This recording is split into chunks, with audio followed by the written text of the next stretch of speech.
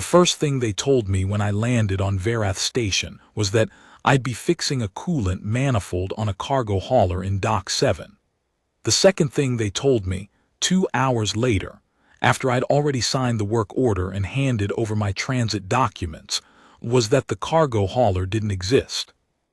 I was in a narrow white corridor that smelled like recycled air and something faintly floral, something that didn't grow anywhere on Earth.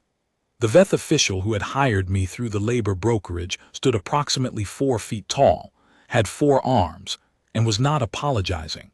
His name translated roughly to considers the weight of things, but the labor broker had called him Mr. Weth, and I had followed that convention because I'm not a confrontational person by nature.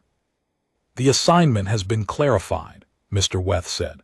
His translator implant rendered his speech in a flat, slightly delayed English that made everything sound like a legal document. "Clarified," I said. "You will be performing mechanical assistance at the Court of the Ascending Reach. The compensation remains the same. It is, in fact, higher. We have added a 20% adjustment for cultural sensitivity." I was 34 years old. I had a certification in advanced propulsion systems from the Auckland Technical Institute, a second-hand set of tools that had belonged to my father, and a debt load that had followed me from Earth like a faithful dog. The 20% adjustment sounded like a year's worth of breathing room. "What am I fixing?" I asked. Mr. Weth's 4 arms arranged themselves in a posture I would later learn meant something like the situation is complicated in ways I am not required to disclose. "A ceremonial conveyance," he said. "It has been rendered inoperable." He walked me to transport pod without elaborating. The pod moved through the station's lower levels and then out along a covered walkway that connected to an older structure, something that predated the station by what I guessed were centuries.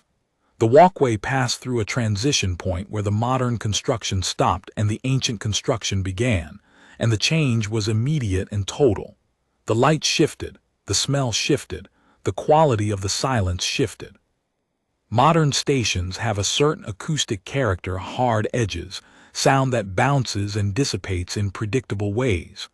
Old stone has a different character. Old stone absorbs. Old stone thinks about sound before it lets it go. The walls out here were different, thicker, carved from a dark mineral instead of extruded, inscribed with symbols that I didn't have context to read. The air smelled different too, older, like stone that had been breathing for a very long time. I had learned, working the outer station circuit, to pay attention to transitions like this. The shift from new construction to old construction tells you things about what you're walking into. New construction is optimized. Old construction is accumulated. It has been added to and subtracted from and reinterpreted, and each addition and subtraction has left a mark.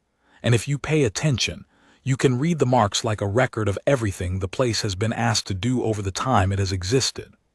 Old construction, particularly old construction from cultures that were building before the culture doing the looking had even developed the tools to look, has a quality I find both humbling and interesting. Something was known here that I don't know. I'm going to have to figure out what I can from the evidence. I always find the evidence interesting. That's perhaps the thing about this kind of work that I can't entirely explain to people who don't do it. The pod stopped. Mr. Weth stood at the door and made a gesture that indicated I should continue without him, so I continued. The ceremonial conveyance turned out to be a dais. It was roughly the size of a tennis court, constructed from the same dark mineral as the walls, and it caught light strangely, as if the light had to negotiate terms to leave. It floated in the center of what Veth's ceremonial tradition apparently called the Grand Chamber of the Ascending Reach, suspended at a height of about 2 meters by a gravity inversion array that had, apparently, partially failed. The failure was subtle from a distance. The platform tilted approximately 8 degrees off true horizontal, a difference you might not notice if you weren't looking for it, but apparently catastrophic for reasons I didn't yet understand. Visually, the tilt gave the whole thing a wrong quality, like a table set with mismatched legs. Something about it nagged at the eye and didn't let go. I understood the catastrophe soon enough. The grand chamber was the largest interior space I had ever stood in. It was tall enough that the ceiling was a faint suggestion of architecture in the dimness above, something carved up there that I could sense more than see. The walls were lined with stone that had been worked into an unbroken record, figures in procession, figures in what might have been combat or ceremony, hard to distinguish in alien contexts, figures arranged in precise geometric configurations that repeated and varied in patterns I couldn't immediately parse. Everything was dense with meaning I was not equipped to read. On the floor surrounding the dais, arranged in concentric circles that extended to the chamber walls, were markers, hundreds of them. Each was a flat disk of dark material about the size of a dinner plate, inscribed with a single glyph pressed or carved into the surface. They were oriented with a precision that even my untrained eye recognized as intentional. This was not decorative randomness. This was structure. I crouched at the edge of the first ring and looked at the nearest disk, at the glyph on it, without touching it. The markers, speaks for the high blood said from beside me. She was the court official who had met me in the chamber, the second official I'd encountered, the one who actually knew what was happening. She was tall for a Veth, with 4 arms and ceremonial robes that moved like they were thinking about staying still. She had the bearing of someone who had long ago made peace with being in difficult situations as long as she was in charge of them. They are names, she said. Each one is a name. Of people who tried, I said. A pause, yes. The chamber held hundreds of names. I stood in the middle of that and tried to calculate what I was looking at. Most of them were old. The discs closest to the outer walls had the kind of surface weathering that implied a great deal of time. These were names from previous ceremonies, from the entire length of the tradition. But some of the inner rings were newer, cleaner. I counted 30, 40, 50 discs that looked like they'd been placed recently, like within the last few weeks. How many this ceremony? I asked. Speaks for the high blood said, 47. I looked at the tilted dais. I couldn't see anyone on it from this angle. And the ceremony started how long ago? 19 days. 19 days. I did the math without saying it out loud. More than 2 attempts per day. More than 2 of the finest warriors the Veth ascending reach could produce, per day, walking up to that platform and failing. For 19 days. Show me, I said. She led me to the scaffold they'd erected along the dais's lower edge, a practical, undecorated structure in contrast to everything else in the chamber, the kind of thing that gets built when necessity overrides aesthetics. We climbed it. As we reached the top and the platform level came into view, I finally saw the princess. She was sitting at the far end of the dais, near the edge, her legs folded beneath her, in a position that might have been meditative or might simply have been the position she'd arrived at after 19 days of finding the least uncomfortable way to exist on a stone platform. She was younger than I'd expected from the gravity of the surrounding situation. Something about her face carried the quality of someone who had not yet become accustomed to carrying weight. Her robes were the color of deep water, embroidered with geometric patterns that echoed the carvings on the chamber walls. Her 4 arms were folded in her lap in a stillness that looked like it had been arrived at by effort, not given freely. She was watching me approach. Not with hope exactly, with something more careful than hope, the expression of someone who has learned to be precise about what they're willing to expect, because imprecision in that direction costs more than you can afford to pay repeatedly. There was also something else. Something emanating from her that I registered immediately and couldn't immediately name. It wasn't sound. It wasn't temperature. It wasn't quite a physical sensation, but it occupied the same category in perception. The closest thing I could liken it to was the feeling that comes in the seconds before a summer storm breaks, that particular atmospheric quality in which everything is charged and still, and the next thing to happen will be significant. It was faint as I approached, and then present, and then as I came within a few feet of her it was simply everywhere, the way weather is everywhere. I didn't feel overwhelmed. I felt oddly, specifically clear. Something in me cataloged that fact and filed it. Not a response to beauty or awe, though the chamber was both of those things. Just clarity. The specific clarity of arriving somewhere that has a problem and knowing you're the person here to deal with the problem. I stopped myself from saying hello the way I would to anyone. Protocol was almost certainly involved.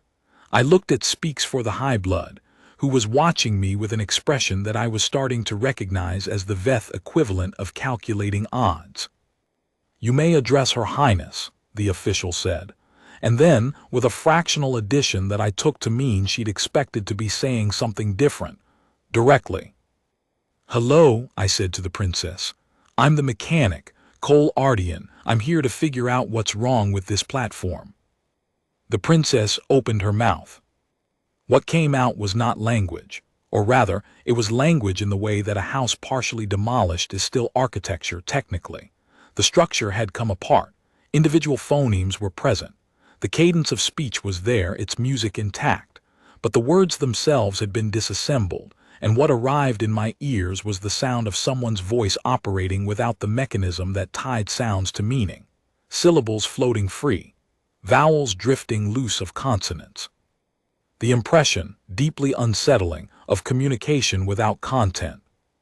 Her translation implant was damaged early in the ceremony, Speaks for the High Blood said beside me quietly, with the careful tone of someone delivering information they've delivered many times and would prefer not to have to continue delivering. A cascade failure in the recognition protocol. She can understand all speech directed at her. She cannot produce intelligible language for others to receive. We hear, she paused. We hear glossolalia, what appears to be random phoneme sequences. Her cognitive function is entirely intact, but the signal has been scrambled. I looked at the princess. She was watching me. Her eyes were clear, not the eyes of someone confused or absent. The eyes of someone who understood everything happening around her perfectly, and had spent 19 days watching people look at her face and make wrong assumptions about what they found there. "Does it hurt?" I asked her directly. "One of your hands up if yes." She raised one hand, promptly, with the economy of motion that comes from having a question finally asked in a way that allowed a real answer. "I'm sorry," I said. She made a gesture that I didn't have context to interpret, but that felt like something between acknowledgement and the apology is unnecessary but recognized. I crouched down and started looking at the inversion array access panel at the edge of the dais surface. The gravity system was more complex than anything you'd expect in a purely ceremonial structure, and when I opened the access panel I understood why. The technology was extraordinarily old. Not primitive, those are different things, and the difference matters. Primitive technology makes you think its builders didn't know better. Old technology makes you think its builders knew things that had been subsequently forgotten. The inversion array was emphatically the second kind. The components were elegant in a way that engineering elegance rarely achieves, each element doing several things simultaneously, functions nested and interdependent, the whole system creating effects through relationships rather than through brute individual mechanisms. Several components showed stress. One, a resonance conduit near the primary field anchor, showed microfracturing that had propagated over a long period. Not recent damage, old damage, accumulating slowly toward a threshold. The tilt was a symptom, not the disease. I sat back on my heels and thought. Above me, the vast chamber waited. I could hear nothing down on the floor level. I thought about the 47 name markers, newly placed in their rings. I thought about what kind of people those names represented. Veth champion-class warriors were, as far as humanity had been able to learn in 3 years of contact, about the most comprehensively prepared fighters and performers of difficult tasks that the ascending reach culture produced. They trained for years. They were selected from bloodlines that had been optimizing for exactly this kind of excellence for generations. And 47 of them, across 19 days, had come up this scaffold and failed. I was a mechanic from Auckland, with a debt and a borrowed set of tools. I looked at the array again and thought carefully about what was actually being asked of someone who tried to lift the princess. The dais was elevated by the inversion field. The princess sat on the dais. The ceremony required the champion to physically lift her and carry her from the dais to the threshold of the throne room, which meant entering the inversion field's effective zone, which meant getting within range of whatever I'd walked into when I approached her, that pre-storm charge that was sitting in the air around her, which I'd walked into and found clarifying rather than disrupting. I need to understand the ceremony mechanics, I said, not the symbolic meaning, the physical mechanics. Speaks for the High Blood began explaining. The princess watched. I listened for 20 minutes, asking questions when the explanation lost precision or when I noticed the official eliding something. Twice, when I hit on a point the official was underplaying, the princess made a sound, not a word, but a sound with clear interrogative intonation, a "this is not complete" sound, and the official corrected herself. The picture that assembled, the dais's gravity inversion array, didn't just elevate the platform. It maintained a second structure, a field that extended about a meter above the platform surface, within which a system called the recognition protocol was active. The recognition protocol was a resonance technology, alien, old, not fully explained by the official, possibly not fully understood by her, designed to create a feedback circuit between the royal person sitting in the field and any individual who entered it. The circuit was intended to enable a moment of mutual recognition, champion and royalty experiencing something of each other's interior state, enough to confirm that the bond of service and rule was genuine and freely entered. The problem was that the cascade failure that had broken the princess's translation implant had originated in the recognition protocol. The protocol was broken in both directions. She couldn't transmit organized language, and she couldn't transmit an organized empathic signal. The protocol was broadcasting her interior state at full gain, but without the organizing structure that would have shaped that broadcast into meaningful connection. What the 47 champions had encountered when they entered the field was not the intended experience of mutual recognition. It was the unmediated, unfiltered, full-amplitude interior experience of someone who had been sitting alone on a platform for 19 days, unable to speak, watching person after person attempt and fail something that she could not assist or explain. The champions had walked into that, and they had broken. I sat with this for a moment. I thought about what that specific experience would feel like, not generically but specifically. The interior state of this particular person in this particular situation at full gain. I had already felt the edge of it, the pre-storm quality. I had not found it devastating. I had found it clarifying. I thought about the specific texture of my working life. The years of repair work in conditions that were bad in various ways. Cold, cramped, loud, monotonous, high stakes in small ways rather than large ones. The particular mental state you developed when the job was difficult and the environment was worse, and the best path forward was to stop fighting the difficulty and simply locate the thing that needed doing and do it. A quiet that wasn't distance. A quiet that was something like presence without resistance. My father had called it settling in. As in, you just have to settle in, Cole, find where the job is and settle in. I thought about what the 47 had been trained for. They were trained to push through hardship. They were trained to endure. They were trained for difficulty in the mode of opposition, facing something and prevailing against it. They were not, by the nature of what they were, trained for difficulty in the mode of presence, being in a room with something broken and simply being with it. I need to check the field anchors on the floor level, I said. Speaks for the High Blood began to object and stopped, finding no grounds. I went down the scaffold and walked among the name markers. The outer edge of the platform's field was faintly perceptible at floor level, weaker at this distance but present, a kind of texture in the air. As I moved among the discs, checking the field anchors embedded at intervals between them, I paid attention to how the discs were oriented relative to the anchors. They weren't placed randomly. They weren't just memorial. They were oriented with specific precision.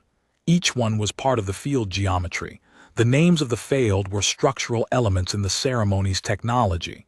The system had been designed to incorporate failure, not as shame, but as support. The names of those who had tried and not completed were part of what held the field in its intended shape.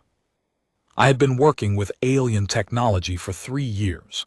This was the most alien technology I had ever encountered. And there, between 2 rings of discs in the middle distance from the dais, I found what I was looking for. A secondary anchor point. Different from the originals in small but perceptible ways, slightly different material composition, slightly different installation geometry. Installed after the original construction, I estimated based on weathering and construction techniques, perhaps a century ago. And it was slightly misaligned. Not enough to notice without looking for it. Enough over a century of operation to introduce a stress pattern into the primary array. The stress had propagated slowly, decade by decade, until it hit the threshold that produced the cascade failure. The tilt, the damaged translation implant, the broken recognition protocol, all of it traced to this slightly wrong anchor, installed by someone 100 years ago who may not have known what they were working with. I went back up to the dais and explained what I'd found. "Can it be repaired?" Speaks for the High Blood asked. "The secondary anchor needs to be reseated. The micro-fractured resonance conduit needs to be replaced." I looked at my tool case. I had been brought here to fix a cargo hauler, and my kit reflected that. Heavy on propulsion system tools, lighter on the finessed calibration equipment I'd want for ceremonial tech this old. But I had a resonance conduit that would fit the form factor, and I had the tools to do the reseating carefully. "I have components that will work," I said. "They won't be exact matches, but they'll be functionally equivalent.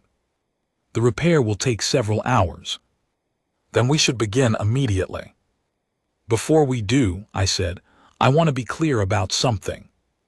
Speaks for the High Blood's posture shifted slightly, the forearms adjusted. "Yes. Repairing the array will fix the field geometry. It'll restore the recognition protocol to its intended function. That means the translation implant should re-engage. The cascade failure runs both ways, so fixing the array should restore her voice." I looked at the princess, who was watching me with the same clear attention. "But the field will still be active after the repair. Whoever comes up here to lift her will still experience her resonance at the designed full engagement level. I can fix the broken conditions. I can't fix the ceremony itself." Speaks for the High Blood was quiet for a moment. "Understood," she said. "One more thing," I said. "Who brought the additional champions in, the 47? "The court, the High Council, the standard process for locating and evaluating champion candidates. And when one failed, they brought another." "Yes." "Without changing anything about the conditions." A longer pause. "The conditions were not understood to be the problem," she said. "The conditions were understood to be the ceremony." I looked at the array. I thought about 100-year-old installation error and the decades of cascading consequence. "All right," I said. "I'll start with the floor anchor." The repair took 6 hours. Working the floor anchor required tools at an angle I don't usually work at, and working carefully around the name marker discs required attention to not disturb the field geometry I was trying to fix. I reseated the secondary anchor twice. The first time I thought I had it, and the field instruments told me I was close but not correct, so I went back, adjusted 2 degrees and checked again. The second attempt was right. The resonance conduit replacement was harder. The original conduit was embedded in a housing that had been designed for a slightly different tool geometry than anything I'd brought, So I spent the first 40 minutes fabricating an adapter from components in my kit. My father had always carried a small set of brass stock and a hand file for exactly this kind of situation. Improvisation is the core skill. Everything else is just the vocabulary, and I'd inherited the habit along with the tools. The adapter worked. The conduit swap took another 90 minutes because the housing was sensitive enough that I was moving at about a quarter of my normal speed to avoid secondary damage. While I worked, the princess watched. Not constantly. Sometimes she looked at the wall carvings, the ceiling, the chamber's vast dim spaces. Sometimes she rested with her eyes closed in the meditative posture I'd noticed earlier. But she returned to watching me regularly, and I found it more comfortable than not. It had the quality of company without the obligation to perform. I'd worked under observation plenty of times. I'd worked under the observation of people who wanted me to fail, or who doubted I could do the job, or who simply needed to see that progress was being made. This felt different. She wasn't evaluating. She was present. About 3 hours in, she made a sound. Different from the glossolalia, this one had more structure, a repeated pattern, the shape of a word trying to find its form. I looked up. She was looking at my tool case, at the older tools in it, the ones that had been my father's. They were worn in the particular way that comes from long use, well done. The grip worn smooth in the places a hand naturally rests, the metal polished by contact in the precise areas that contact happens. The overall shape of the tool settled into a configuration that accommodated use rather than resisting it. I didn't know what she was asking. I held up the calibration rod, the one she seemed to be looking at, and said, "My father's. He was a mechanic too, different kind of mechanic, down on the ground on Earth. He fixed things with engines in them." The princess made the sound I was coming to read as attentive listening. "He had a way of talking about repair work," I said. "He used to say the thing you're fixing always wants to work, that you're not fighting it. You're finding the argument it's having with itself and helping it settle." I set the rod down and went back to what I was doing. But I was aware, in a peripheral way, that the princess had gone still in a particular way, the stillness of someone for whom something has landed. 2 hours after that, the platform tilt corrected. It happened in a single, final motion, the array settling to equilibrium, and the sound it made was like a very low note, played once, felt more than heard. The chamber seemed to exhale. The instruments I'd been monitoring showed the field geometry returning to specification across all measurement points. The concentration anomaly at the field entry point dropped from 40% above designed intensity to within 2% of baseline. Then slowly, the recognition protocol re-engaged. The pre-storm charge in the air around the princess changed quality. In the 6 hours I'd been working in proximity to it, I'd gotten accustomed to its texture, the disorganized broadcast, the fractured quality of someone's interior state at full amplitude without the shaping structure to make it coherent. That quality had become familiar, and now it changed. Not less intense, coherent. Like the difference between static and signal. Like a room that has been dark becoming lit, not from outside but from inside, from the room itself knowing what it is and becoming it. I sat back from the array and became aware of my own breathing. The first sign that it had worked, actually worked, not just mechanically but systemically, was a change in the princess. A quality in her posture that shifted, something behind her eyes that became different. She opened her mouth and produced a sound. One syllable, Veth, I didn't know it. Speaks for the high blood, who had been sitting at the far edge of the platform for the last several hours with the stillness of someone maintaining vigil, made a sound of her own. It was brief and involuntary, a Veth vocalization without translation that needed none, because the quality of it communicated clearly across species, something like relief breaking through a wall of composure. She spoke, the official said. That was a word. The princess spoke 2 more syllables, then a phrase. Then she paused, as if testing the mechanism, finding its new parameters. She looked at me. She spoke in Veth. I don't know Veth, but speaks for the high blood translated quietly in the tone of someone aware that she was recording something. She says, "The argument is settled." I looked at the tool in my hand, set it down. "Then," I said, "I suppose I should finish the job." The protocol, as it turned out, was not designed to allow a non-champion to attempt the lifting. This was not an oversight or a gap. It was an explicit rule, written into the ceremonial code, buttressed by layers of precedent extending back through the ceremony's 1400-year history. Speaks for the High Blood explained this to me in a rapid, comprehensive way as I stood up from the access panel. The way someone explains a rule when they know the explanation is going to be insufficient to the situation, but feel compelled to make it anyway.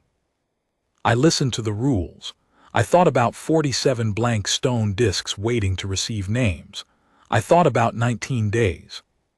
"The clauses you're citing," I said, "what exactly do they prohibit?"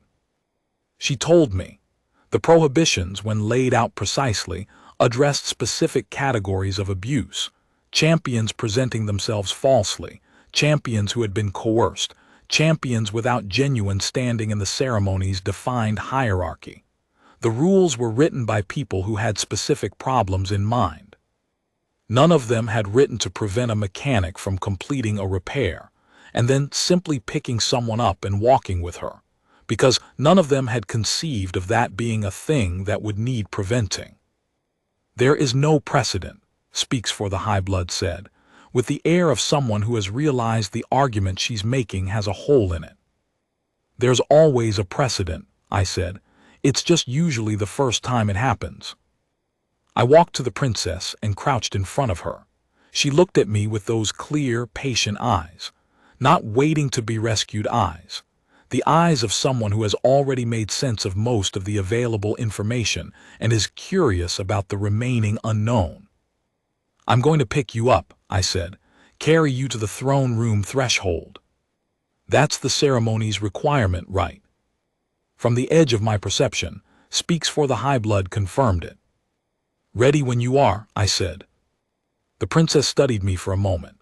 Something passed through her expression, assessment, or recognition, or both.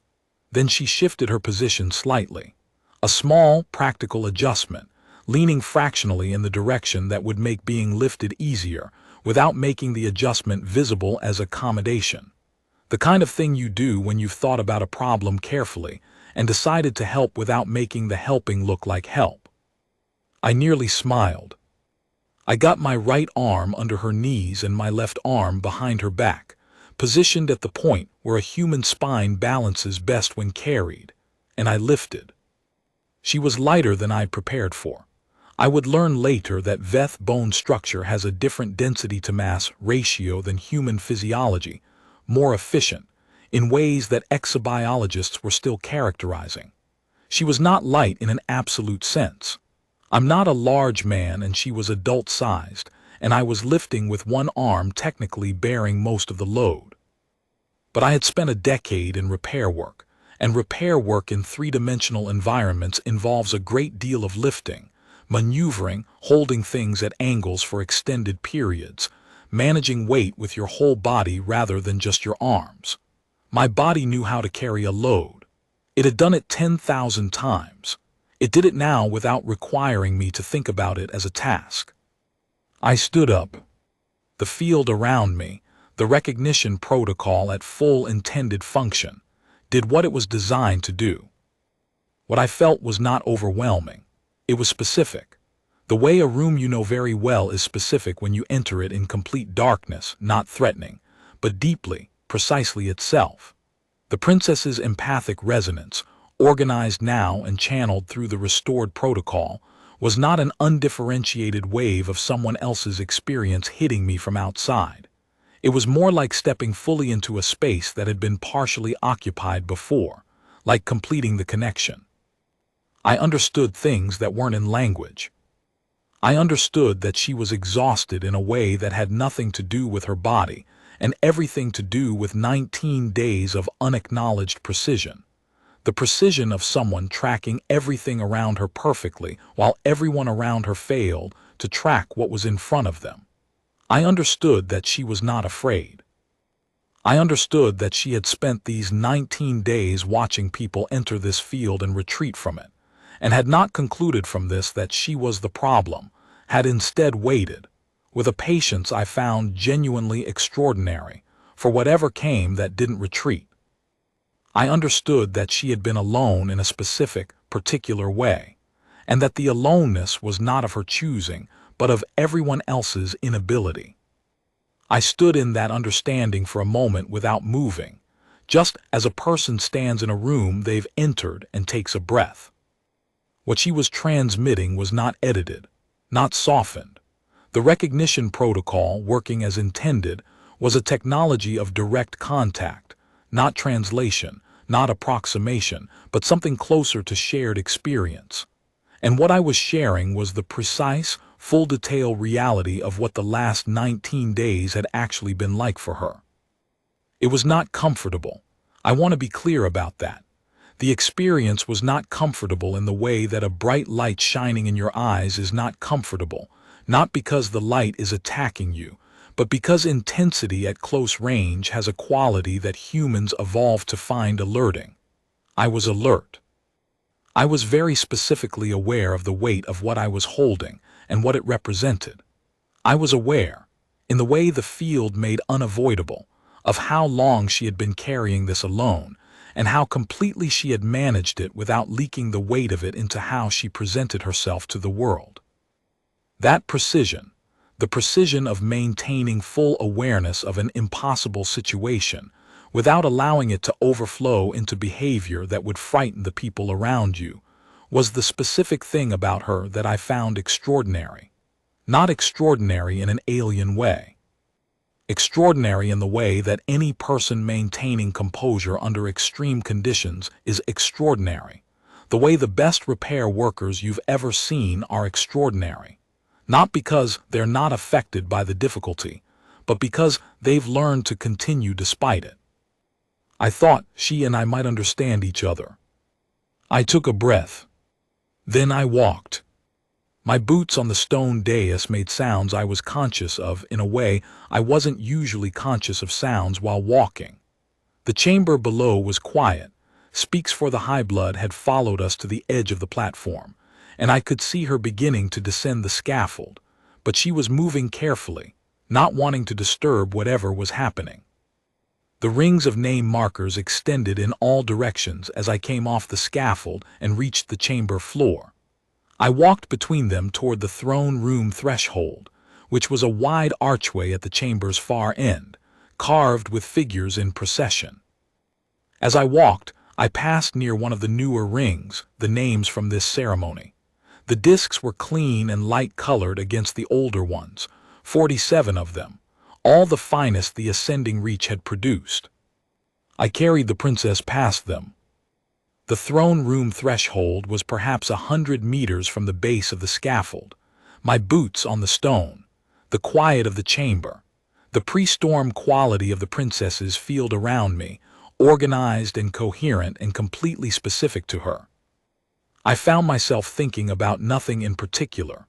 The way you find yourself thinking about nothing in particular when a job is going well, and your body is doing what it knows how to do, and there's nothing left to solve, just the work to finish. I stopped at the threshold.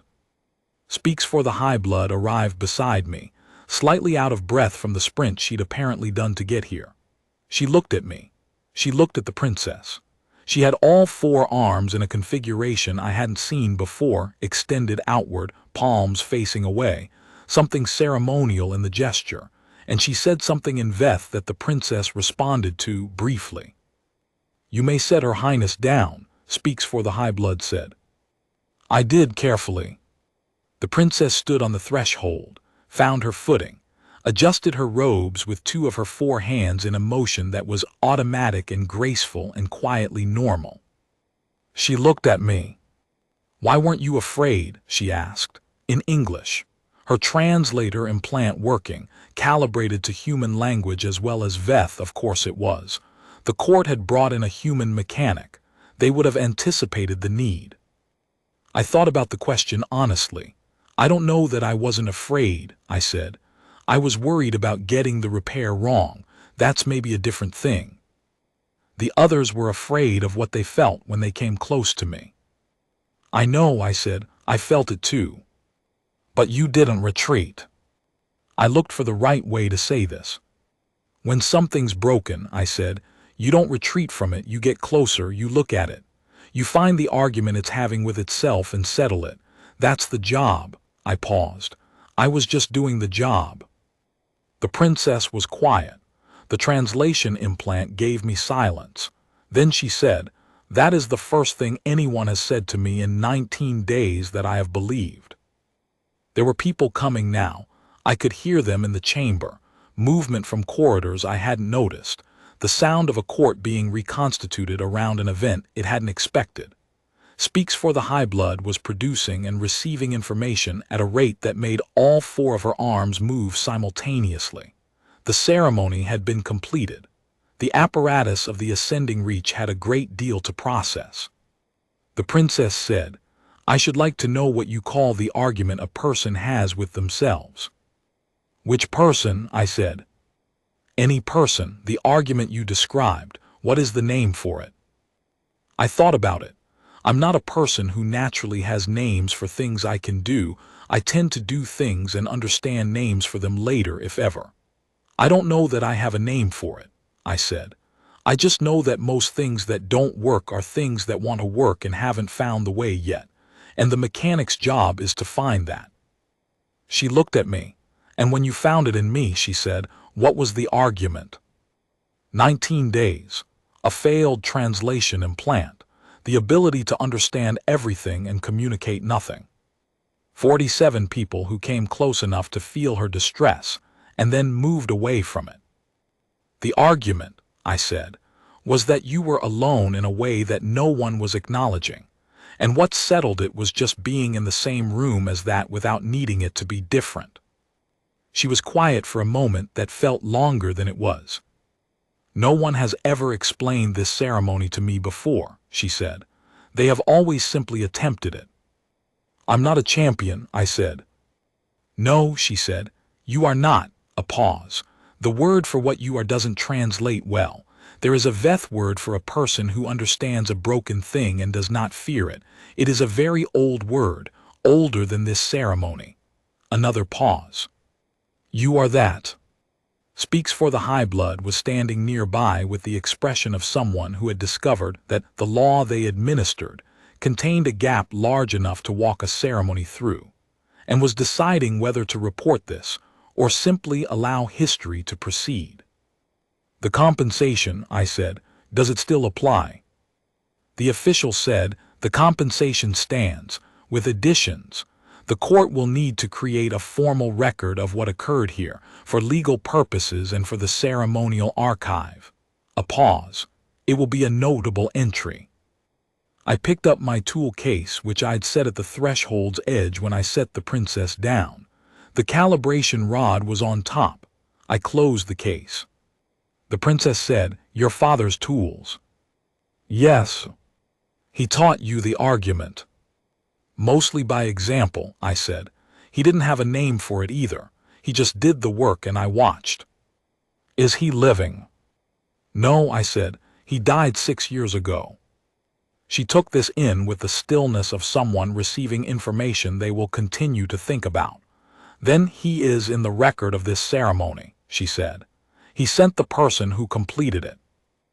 I stood at the threshold of the throne room of the ascending reach and thought about a shed in Auckland in the rain, and about a man who tilted his head at a particular angle when an engine told him something it couldn't say out loud. No, I said, it's not nothing. Speaks for the High Blood walked me out. Through a side corridor, away from the ceremonial chamber, into the more practical architecture of the administrative sections. She explained the compensation process in precise detail, and I listened and asked 1 or 2 questions about the timeline. She answered them. Then, near the end of the corridor, she stopped. "The 47 champions," she said, in a register that was slightly less official. "They came from the finest bloodlines in the Ascending Reach.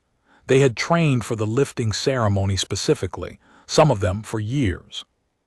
"I know," I said. "You had not trained."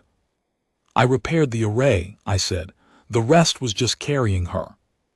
The official was quiet for what felt like a full 10 seconds. "That is either very simple or very profound," she said. "It's usually both," I said. "That's how the job works." She walked with me a little further. We turned a corner into a section of corridor I hadn't been through before, a longer stretch that ran parallel to the outer wall of the station. Through a port window along the left side, the stars were visible, the same stars that were visible from everywhere in this part of the system, indifferent and immovable.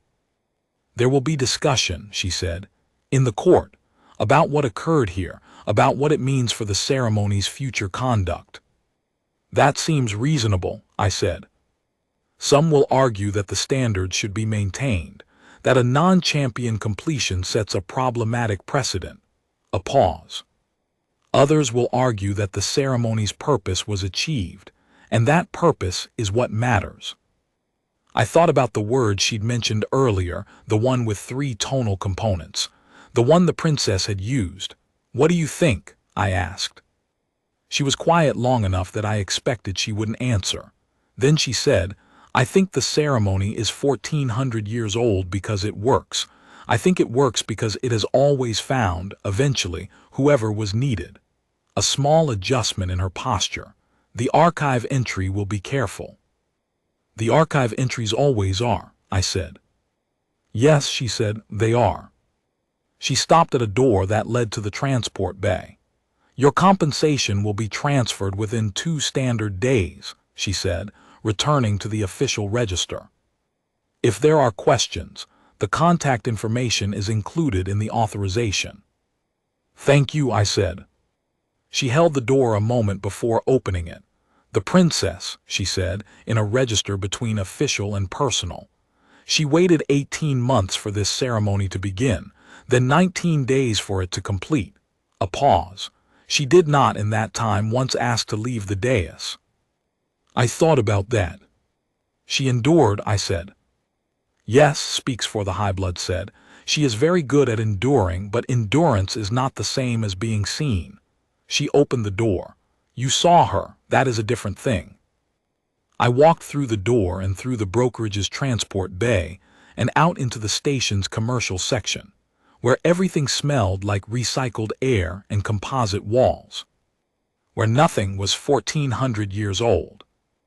I walked through it carrying my tool case and thought about the difference between enduring and being seen, about how you can be present in the same space as another person's difficulty and still not see it, about how the 47 had looked directly at the princess and not seen what I saw, because they were looking for something else, looking for the thing they'd been trained to engage with, and had found instead the raw, unmediated fact of a person's experience, which requires a different kind of looking. My father had been good at that kind of looking. He could look at a motor and see what it was trying to do, and then see where the interference was. He didn't separate those things.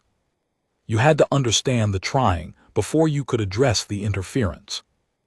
I thought he would have understood the princess immediately, would have seen her clearly in the first minute, in the way he saw everything broken clearly in the first minute, with attention that assumed good faith, that started from the position that the thing in front of him was doing its best and just needed someone to find out what the circumstances were. I was glad he was in the record, even at one remove. The transport took me back to the labor brokerage in the station's commercial section. My kit was in my hands. My compensation authorization was filed in the system. Out the port windows, the structure of Verath Station turned against a background of stars that were just stars. I sat and thought about the name markers, hundreds of them, the accumulated record of 1400 years of ceremony. Most had completed. The ceremony had a strong historical success rate, just not this one, just not this time, just not until now. The 47 new discs would be inscribed with names. 47 people who had come very close to something and not been able to stay in the room with it. I thought about what the room had actually been. The 47 were afraid of the princess's pain, not because they were cowardly, they were demonstrably not cowardly, but they had been trained for a specific configuration of difficulty. They were trained to face opposition. They were trained to push through resistance. They were trained for hardship in the mode of something to overcome. They were not trained for the other mode. The mode where the difficulty is not outside you, but inside the room with you, where the right response is not to overcome it, but simply to be present with it, to not flinch from it, to continue doing the work without needing the difficulty to resolve first. That second mode is not a warrior's skill. It is a mechanic's skill.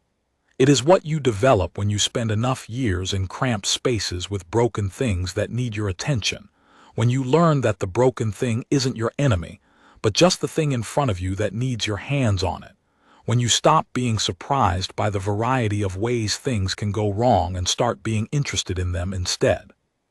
My father had that. I don't know when he developed it or where he learned it. He had it when I was old enough to watch him, and I absorbed it without knowing I was absorbing anything. I opened my tool case on the transport seat beside me. The calibration rod was on top. I picked it up and looked at the grip end, at the smooth place where hands had rested. My father's hand. My hand. Somewhere in the material history of the tool, they were the same place. The transport moved toward the outer docking bays. Later, days later, then weeks, I would hear the story told back to me. In commercial brokerage networks, in crew lounges, in the quarters of the labor brokerage where other contract workers from a dozen species assembled and dispersed on their own circuits. The story mutated in transit, as stories do, in ways that stories always mutate, picking up the kind of explanation that makes the most sense to the audience receiving it in that particular place. In some of these versions, I would recognize almost nothing of what had actually happened. The story acquired the shape of things that made sense as stories. The human who was immune to alien mind attacks, the human whose will was indomitable, the human who had secretly been preparing for exactly this kind of moment. None of these were true. I was a mechanic who had been in the room with broken things long enough to stop needing them to be different. That's not immunity. That's not will. That's just practice. One version of the story I heard, relayed through about 6 degrees of telling, got something almost right. In this version, someone had said, the human succeeded because he didn't try to be a champion. He tried to do a job. The speaker apparently meant this as a kind of backhanded diminishment. The human didn't understand the ceremony's grandeur, didn't rise to its demands, just treated it mechanically. The person relaying the story to me seemed to think I'd be offended. I wasn't offended. Treating a ceremony mechanically is how you understand what the ceremony is actually for. The grandeur is in the function. The meaning is in the mechanism.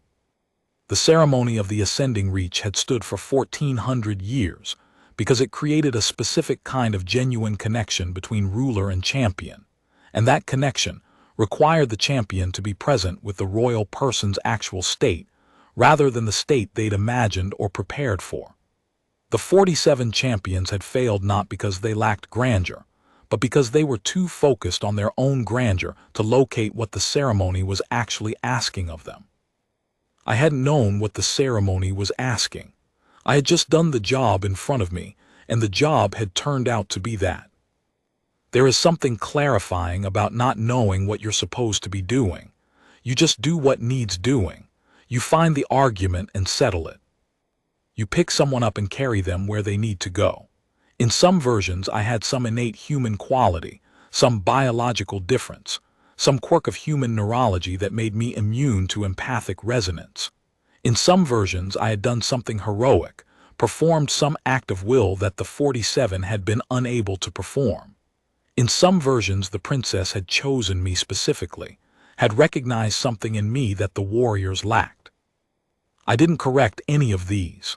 People telling a story are trying to understand something, and the understanding they arrive at is the one that fits the context they're in. You let it be what it needs to be for them. But the actual thing, the thing as it was simpler. A century-old installation error had been propagating through an ancient ceremonial system until it hit a threshold. The threshold produced a cascade failure. The cascade failure scrambled a translation implant and broke a recognition protocol. The broken protocol took a young royal's empathic field and broadcast her interior state at full, unfiltered amplitude. 47 trained warriors walked into that broadcast and found it overwhelming in a specific way. It was the experience of someone's pain at full intensity, and they had been trained for a different kind of difficulty. A mechanic came in. The mechanic's job was to fix the array. The mechanic fixed the array. And then the mechanic, having been in the room with the princess's field for 6 hours and found it clarifying rather than overwhelming, did what you do when a job is still half done. He finished it. That's all. That's everything. There is a Veth word, apparently, for a person who understands a broken thing and does not fear it. The princess said the word didn't translate well. I believe that. Some words are like that. They carry something that language can transfer partially but not completely, and the incomplete part is the part that matters most. I don't know what the word sounds like in Veth. I don't know if I'll ever hear it used about someone else. I know it was used about me, and I know what it meant when she said it, not because she explained it fully but because I'd been in the field when the protocol was working as designed, and I had felt the specific quality of being recognized. That recognition had the weight of something very old. The transport broke from Verath Station's shadow into open space. The stars came visible all at once, the way they do when you clear a structure. They were the same stars they'd been an hour ago. The galaxy was not, in any observable way, different from what it had been that morning. But somewhere in the legal records of the Ascending Reach, and in a ceremonial archive that had not been opened in 4 decades, and in whatever language the princess of the Ascending Reach was now using now that she had language back, now that the argument had been settled, and the system ran as intended, there was a record. A human mechanic, second-hand tools, a debt to manage, a job that turned out to be a different job than advertised, which is how it always goes. Not entered in the record as a champion. Entered as the word that didn't translate. I thought about that for a while. Then I closed the tool case and looked at the stars and started thinking about the next work order. The next broken thing was out there somewhere, waiting for someone to find the argument inside it. That was the job. That was always the job. One job at a time, through the dark, carrying nothing remarkable, just a human and his father's tools, looking for the work that needed doing and settling in. I thought about the ceremony one more time before I let it go. The ceremony had stood for 1400 years, not because the Veth had always been lucky, not because they had always produced exactly the right champion at exactly the right moment. It had stood because the thing the ceremony asked for, genuine presence in the face of another person's real state, was something that, over 1400 years, someone had always eventually been able to provide. The ceremony assumed such a person existed. It was designed to wait for them, to hold the space open until they arrived. The 47 champions hadn't failed the ceremony. The ceremony had simply not yet found who it needed. The ceremony had been patient, the way old systems are patient, the way a 1400-year-old piece of alien technology is patient, functioning within its parameters, waiting for the right conditions. I had been the right conditions, not because I was special in any way the 47 weren't, because the specific shape of a human mechanic's life happened to match the specific shape of what was needed, in this place, on this day, in a way the ceremony's designers hadn't conceived of when they built it, because they hadn't conceived of humans yet. That was the thing none of the circulating versions of the story captured. They wanted it to be about human superiority, or human uniqueness, or the particular qualities that made humans formidable in ways other species weren't. But it wasn't about that. It was about the universe being large enough and varied enough that the thing you need sometimes arrives from directions you weren't watching. And sometimes what you need is someone whose entire life has been practice in being in a room with something broken and staying and looking and finding the argument in it, not flinching, not needing to win, not needing conditions to be right before you can begin. I knew a lot of people like that. They didn't all call themselves mechanics. They were the people who stayed when things got hard. The people who had learned, usually without deciding to learn it, usually just by living a certain kind of life long enough, that the broken thing in front of you is not your enemy. It is just the next thing, and you address the next thing. I closed my eyes on the transport and listened to the sound of the drive. There was a small irregularity in the cycle, something slightly off in the compression timing. Probably had been there for weeks. Easy to ignore if you weren't listening. I made a note to mention it to whoever managed this transport at the next station. That was also just the job. That would always be the job. I thought about the record the court was going to make, and the entry in the archive, and the specific shape of the thing that doesn't translate well but lives in the work regardless.